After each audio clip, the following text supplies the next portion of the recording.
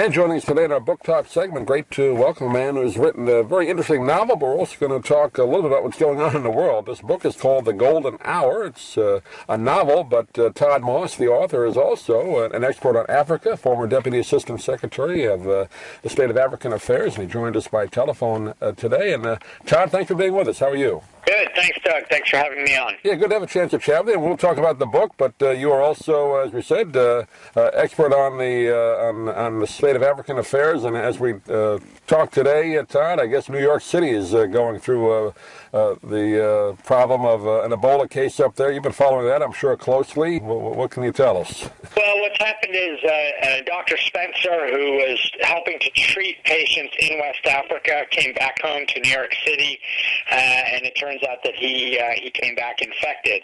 I think it's very important. You know, he's now in isolation and being treated. I think it's very important that we Dr. Spencer is he's a hero, incredibly courageous to go there. And I think it's important that we treat him like the hero that he is, and that we not respond in some way that's going to make other doctors or nurses that might be willing to go risk their lives to fight this virus, not make them think twice about, hey, maybe I shouldn't do this.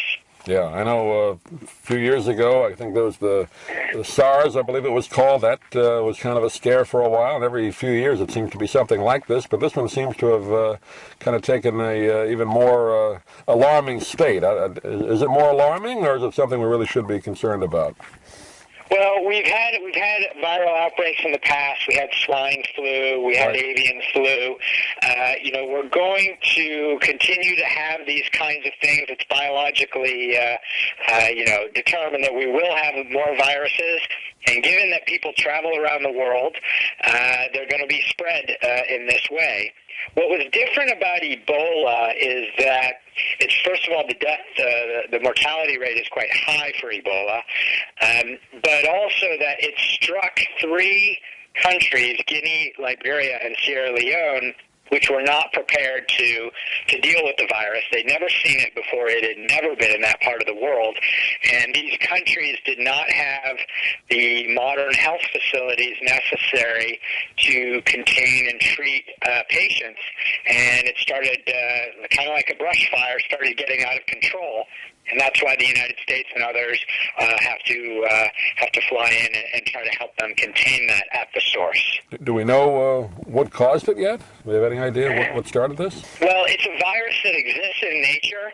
It's carried by fruit bats that live in the forest. And when this all happened, that a small child was bitten by some kind of wild animal in Guinea, and then it spread from there.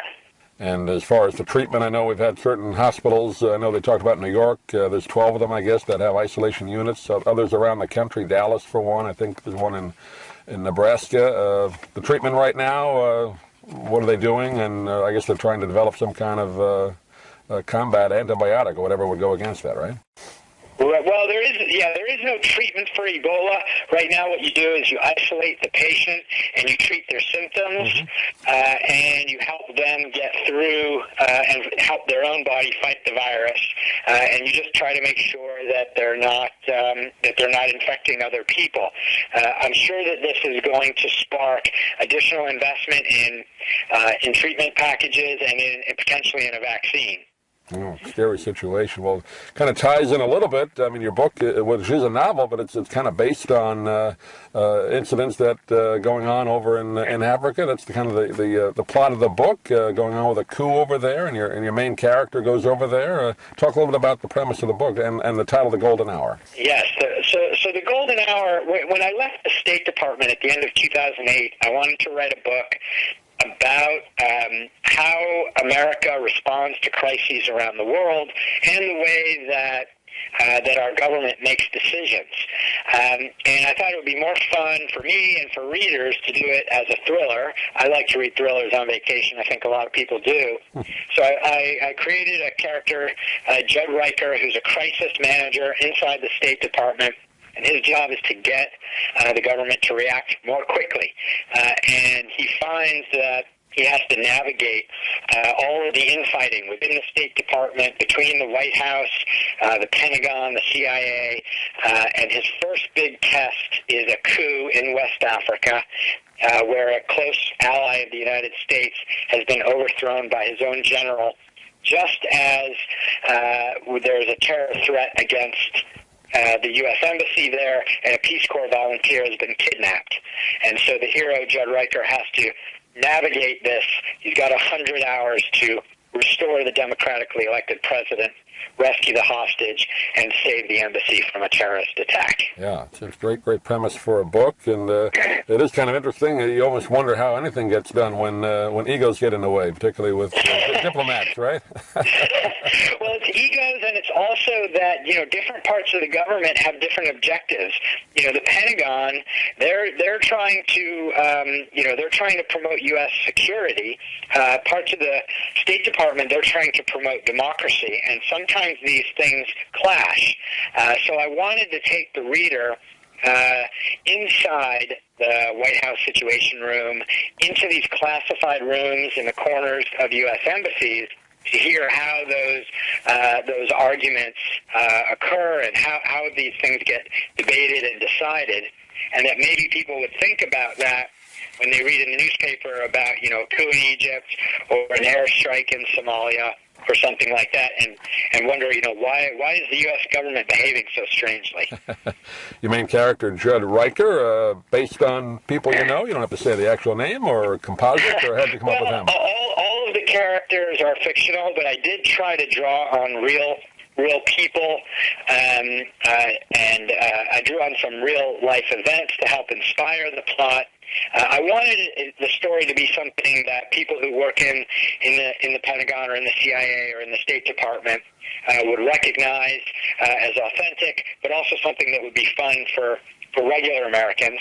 And so far, I've gotten terrific feedback from people, and I even had the former operations manager of the White House Situation Room call me to tell me how much he loved the book. So I thought that was great. Good endorsement there. There was a growing interest, I think, the last few years with political kind of drama. We see that on TV and in movies and in books as well. So this kind of fits right in with that, and it's called The Golden Hour. I've been talking with Todd Moss today. And Todd, do you have a website you want to direct people to for the book? Sure. So the Golden Hour is available on Amazon and Barnes & Noble and at many independent bookstores. I've also got a website that's toddmossbooks.com. Great. And just getting back to the Ebola situation, optimistic that it's going to be handled relatively quickly with minimal people getting this, or how do you think it's going? Well, the scary thing is that we don't know yet. It's most important that we contain it in West Africa. That's where the problem is. There's now a major effort underway. I wish we had been a couple of months earlier than we were. But we've got to deal with the situation as it is. And I don't know when it will be contained in West Africa. I hope very, very soon. What I don't think we'll see is an outbreak in the U.S. I just don't see that as very likely at all. We will probably see a handful of workers coming back from West Africa that will be infected. They will be treated in our hospitals. But the chances of this sort of out in New York City or somewhere like that is extremely low. Yeah. We'll keep an eye on it, and Todd, I know you will be as well. And Todd, pleasure to talk with you. Good luck with the book, and we'll talk to you again soon. Thank you, Doug.